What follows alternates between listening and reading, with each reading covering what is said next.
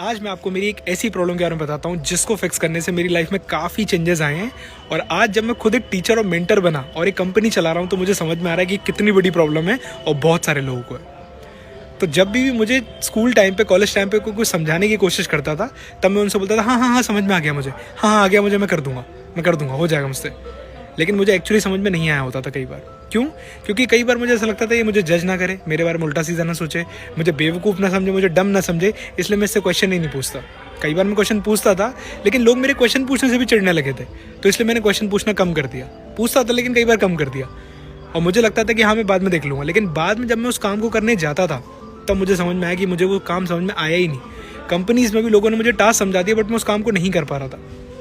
आज जब मैं आईटी इंडस्ट्री में खुद की कंपनी चला रहा हूँ, एक सॉफ्टवेयर इंजीनियर हूँ, और तब पता चल रहा है कि ये प्रॉब्लम सिर्फ मेरी नहीं है, बहुत सारे लोगों के साथ है। मैं पढ़ाता भी हूँ तो कई बार ऐसा होता है, कुछ बच्चे बोलते हैं हाँ सर आ गया, हाँ भैया आगे समझ में आया, सब ठीक है।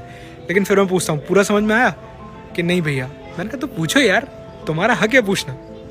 तो अगर आप लाइफ में बहुत आगे बढ़ना चाहते हो और अगर आप चाहते हो कि आपके काम बहुत तरीके से हों, दिक्कतें ना हो, तो आप सवाल पूछना शुरू करो। आपका सवाल कितना भी डम हो कोई फ़र्क नहीं पड़ता इससे। लोग कई बार आपके सवालों पे हंसेंगे भी, लेकिन इसका ये बिल्कुल मतलब नहीं कि आप सवाल ना पूछो। मैंने ये बहुत गलती की है, इसकी वजह से मैं सफ़र भी बहुत किया हूँ। मैं टीचर्स में बोल देता था कि हाँ आगे आ गया, लेकिन मुझे समझ में नहीं आया होता था। शायद इज्जत बचाने के लिए बोल देता था क्योंकि लोग हंसने लगते थे। याद रखना, जो लोग आपके ऊपर हंस रहे हैं उनको लिटरली आपकी ज़िंदगी से, आपके करियर से, आपकी लाइफ से कोई लेना देना नहीं है। They are just making fun of you and वो ज़िंदगी भर बनाएंगे, वो आपका नहीं बनाएंगे तो किसी और का बनाएंगे। तो आपका फोकस ये रहना चाहिए कि कैसे आप अपनी चीज़ों को क्लैरिफाई कर सकते हो। अगर आपको लगता है कि आप उस पर्टिकुलर क्लास में, उस ऑफिस में या मीटिंग रूम में बैठ के सवाल नहीं पूछ पा रहे तो आप बाद में आके पूछो। आप